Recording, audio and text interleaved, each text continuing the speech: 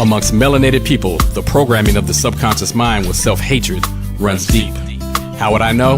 Well, thanks to the source of this programming that we've come to know as institutionalized racism and white supremacy, I've experienced this self-hatred within myself firsthand. The problem with this type of self-hatred being played out subconsciously is that until I became quote-unquote conscious, I was completely unaware of it.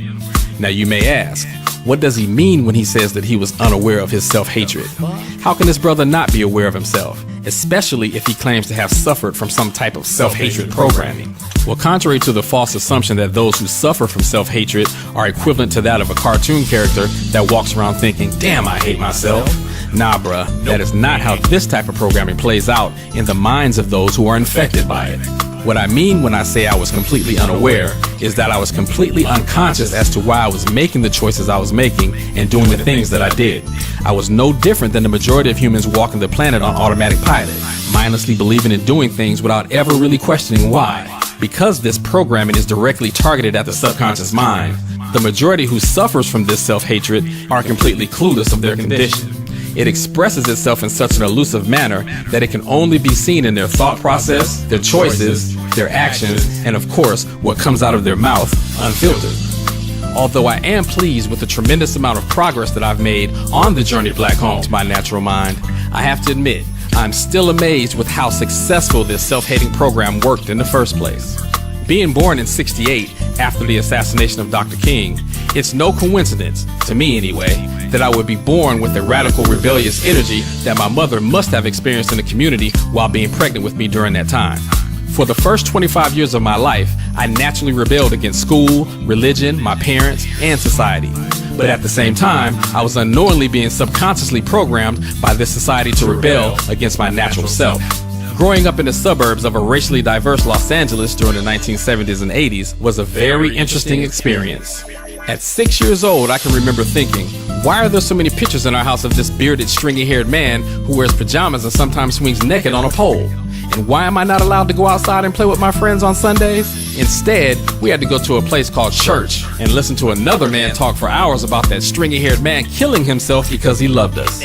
Even though my parents made me attend church services and Bible studies, I still never fully resonated with what was being taught. However, because everyone else around me was doing the same thing, I never gave any thought as to why my family didn't have any issue with those confusing-ass Bible stories. The one thing I did notice was that in all the pictures, TV shows, and movies about that God guy was that none of the people in them looked like me or anyone in my family. Watching regular television was no different. Besides a handful of shows such as Good Times, The Jeffersons, Sanford and Son, and What's Happening, the majority of TV shows, including cartoons, were always filled with people who didn't look like me. And when there were people on TV that looked like me, they were either poor, depressed, bad, or in trouble, silly or in need of help, or always being saved by the people who didn't look like me. Shit, my first TV crush was Cindy Brady from the Brady Bunch, cause Penny's fine ass didn't show up on Good Times until a few years later. From comic books to movies and action figures. Aside from musical artists and athletes, there were not a lot of images in my environment that reflected a positive image back to me that looked like me. But even then, I still wasn't completely aware of society's definition of what it meant to be black, and what I would experience because of it.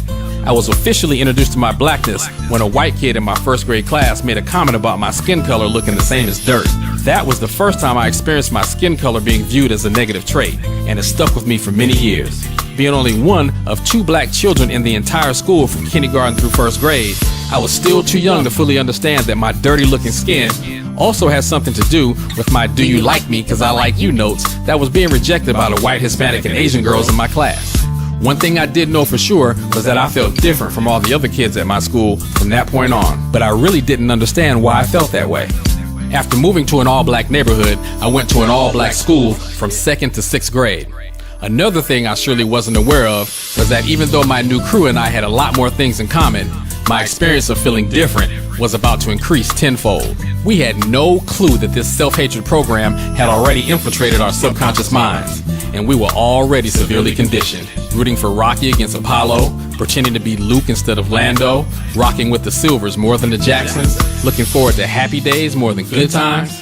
and for me, the biggest one of them all, chasing after the light-skinned girls and ignoring the darker ones. Basically, we were just playing out the same old house nigga versus field nigga mentality. Without any resistance, we all gravitated towards the lighter shades of any and everything. And if it was white, then without a doubt, it was all right and dynamite. Now, by me having dark skin, I always found myself on the receiving end of all the "you so black" jokes. That solidified the foundation of an insecurity issue that would stay with me until my early 20s. But at that time, I still had no idea as to why I began to feel the way I did about myself. Due to my father's occupation, my family and I moved at least a half dozen more times within a span of a few years. Once we finally settled down in a more racially diverse area, by the time middle and high school rolled around in the early 80s, man, my self-hatred chip was fully activated, and I still wasn't aware of it. Thanks to new media such as MTV, VH1, and The Box, Team Light Skin versus Team Dark Skin was in full effect and definitely not in my favor. Even with a Jerry curl, being a dark-skinned teenager during the peak of the light-skin era was not a good look for me or my confidence. Because all things light-skin was trending, I had to get me one of those Vanity, Sade, Apollonia sister sledge type sisters. But of course, those sisters were only feeling the Prince, Al B. Sure, El DeBarge, Ozone type brothers. And that left me stuck with all the dark-skinned sisters. But of course, the dark-skinned sisters were suffering from the same programming, and they wanted light-skinned brothers too. That pretty much left me assed out and without, literally. So as a teenage virgin, what was I supposed to do with these raging hormones and absolutely no sisters checking for a dark brother like me? I had no answers, and most of my boys were too busy getting their freak on to worry why Coffee Stain wasn't getting any. Yep, Coffee Stain. That was me, the darkest one in the clique. But little did I know, Coffee Stain had quite a few female admirers checking him out. But it wasn't any sisters. I was getting all kinds of play from Mexicans, Filipinos, Samoans, Koreans, Cambodians, and Japanese girls. I was also being heavily pursued by the coveted top-shelf female that the entire planet had been foolishly brainwashed into viewing as the premier standard of beauty, the Caucasian. Now, my number one priority at that time was to get rid of my virginity. And at that point, I couldn't care less what race the girl was. After diving dick first into my newfound popularity, what I quickly became aware of was that these girls were also programmed to hate people that looked like me. But there was one noticeable difference in their programming. Even though they may have had issues with body image, gender inferiorities, or suffered from classism, none of these girls were taught to hate themselves as a race. Instead, these girls were playfully questioning their own hate all things black programming. They were curiously exploring the sexual taboos of their culture by secretly sampling as much dark chocolate as possible without getting caught by their parents. For the next 7 years, I made sure that their playful curiosity worked to my advantage. I fully capitalized on the fact that the women of other races that I was coming across were not as choosy about skin shade when it came to getting black dick. Now, I'm sure at some level in their subconscious and conscious mind, we're all niggas to them no matter the shade. But to my benefit, my coffee stain complexion was exactly what they were looking for to fulfill their jungle fever fantasies. By the time my teenage years were over, I was in full-blown self-hatred mode, and still 100% completely unaware of it. Even though dark-skinned brothers had become more desirable to sisters in the 1990s, the mind control was deeply embedded in my psyche, and the damage was already done, and I still had no clue that I was self-hating. If someone would have brought up the notion of me hating myself, I would have thought that they were stupid for even saying some shit like that. In my mind, there was no self-hatred going on. I was proud to be black. A few shades lighter, of course, but proud nonetheless. My response would have been basic and coonish. My behavior is just a reflection of my personality. My likes, dislikes, and preferences don't have anything to do with me hating myself. This is just who I am. But yeah, looking back on myself and what I know now, I was definitely on some hate myself shit. For example, I would have no problem with making disparaging comments about my own people while in the company of women of other races, just to show them that I'm not that stereotypical ghetto nigga. I would only pursue sisters that were either high yellow or exotically mixed looking. I wanted to have pretty children with good hair, pretty as in light skinned. Whenever the crew and I would hit the clubs, I would scope out the joint specifically for the United Nation types and wouldn't even look twice at anything else. After macking them up, I would flaunt these women of other races to my boys and family. I'd show them off in public like some championship trophy, as if that somehow gave me higher status or made me more mainstream. Whatever the fuck that is. I was out to prove to the world and myself that I was indeed different and better. and that meant I couldn't be involved with any talk to the hand, neck-swerving sister with attitude. One thing I was most certainly aware of at the time was that a grounded sister's energy was way too strong for me at that time. I was already used to running game on the submissive and naive Beckys and Marias and Lings of the world. They would let me drive their cars, give me cash, and finance whatever new purchase I thought would make me more mainstream, whatever the fuck that is. And I knew for sure that no sister was gonna put up with my immature daydreaming and no action. A real sister would want to see some real results. However, because that self-hatred program was running in the background, amongst other issues, at the young and dumb age of 23 years old, I would find myself in an interracial marriage with children. The first person to ever pull my coattail and attempt to tell me that I had been programmed to hate myself was my homeboy Fizzle. Fizzle was raised in the Nation of Islam. By the time we met in middle school, he was no longer practicing Islam, but those seeds were already planted. Although he dropped little jewels here and there throughout the years, Fizzle was my partner in crime. He just didn't have that self-hatred chip. He took pride in his knowledge of self and tried to share with me more and more as we got older. Over the years, Fizzle would slowly introduce me to videos and lectures by Khalid Muhammad and Minister Farrakhan. Of course, my programming would kick in, and I would automatically label all info from the nation as racist and anti-Semitic, even though the bulk of what was being said was true. Fizzle was persistent, patient, and never beat me over the head with anything. But little did I know, over time, those seeds he planted were starting to sprout. Fizzle kept trying to get me to come check out these classes he was attending at some African cultural center. He would share a lot of cool things that he learned at the center with me and my wife. But of course, the second that any info leaned towards dissing white people, my Negro chip would kick in and I'd start labeling all the info as racist. To my boy's credit, Fizzle never argued or debated with me. He would just share the info and extend the invite for me to come check it out for myself. After months of hearing all these things about African culture that I never learned in school, I finally took Fizzle up on his offer and rolled with him to an African history class. That moment was the first step in my journey back home. In hindsight, that moment was also the beginning of the end of an already weak interracial marriage.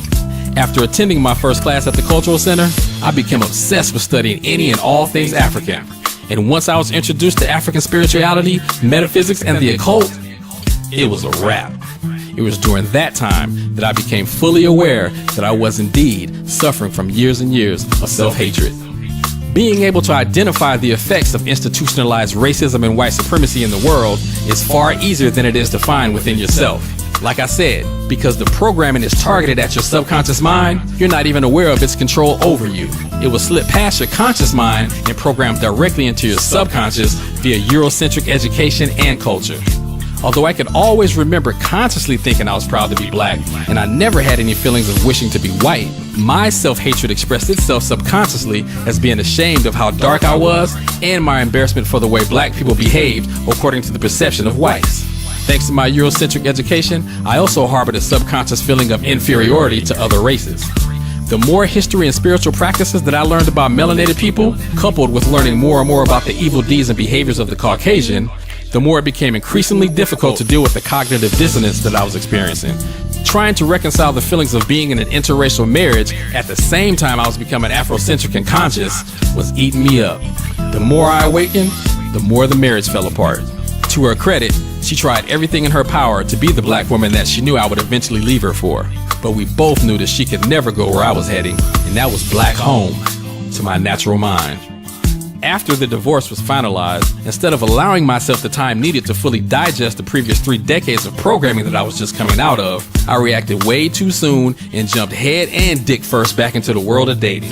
Before the ink was even dry on the divorce papers, I was getting buck wild with every attractive big booty sister that came my way. Obviously, the new lesson that I had to learn, the hard way of course, is that not every attractive big booty sister is conscious. Not even 95% of them. The subconscious programming that I personally experienced was also experienced in one form or another by damn near every melanated person on the planet. Even those who claim to be so-called conscious continue to struggle with it, unknowingly. It was a long process for me to fully focus on myself, discover my own thoughts, and reprogram my subconscious mind to my own benefit. After going through several interesting dating experiences, I finally met and married my chocolate-complected queen. Although she wasn't conscious at the time, she was extremely open-minded and curious enough to listen to all of my metaphysical Afrocentric babbling. During the past 11 years, my queen has also been going through the process of deprogramming herself while making her own journey black home. Now, for those of you who have decided to make your own journey black home, please allow me to share this little observation with you. After you've made it through that first stage of so-called consciousness, you know that stage, when you're so eager to share your newfound knowledge with the world that you constantly beat everyone over the head with it. Try considering this. Instead of criticizing everyone else for not knowing what you just learned, how about taking a moment to step back and reflect on the why of it all? Once you're able to step outside of your ego just long enough to observe life from a bird's eye view, you will see that everyone has a role to play at their level, and there are many different roles to each individual's journey black home. There is no one and only way, and contrary to what your ego is telling you, you most certainly do not have the only roadmap or all the answers to anyone else's journey. Eventually, you should become mentally mature enough to realize that the actual purpose of becoming conscious is to focus on yourself and do the inner work necessary to raise up your own light.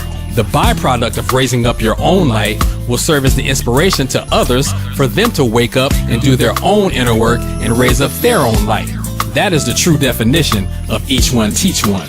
The purpose of making the journey black home is not just for self-esteem. It's not only to brag about how great we once were. The purpose is to become a living example of how great we still are, despite being trapped in this dysfunctional world. Once you begin to taste the true knowledge of yourself, you will become less concerned about what anyone else thinks about you or your journey black home. You will also become more respectful of whatever path another brother or sister takes on their journey black home. I can honestly say that after 47 years around the sun, I've become 100% comfortable in my coffee-stained skin. I don't have to prove anything to anyone but my wife, my children, and most importantly, myself. I'm the one who's responsible for embracing and loving myself, regardless of what society or anyone else thinks. What I do know now is perception is everything, and self-perception is the foundation of it all. The moment that I fully realized this simple fact was when I knew that I was truly well on the path to my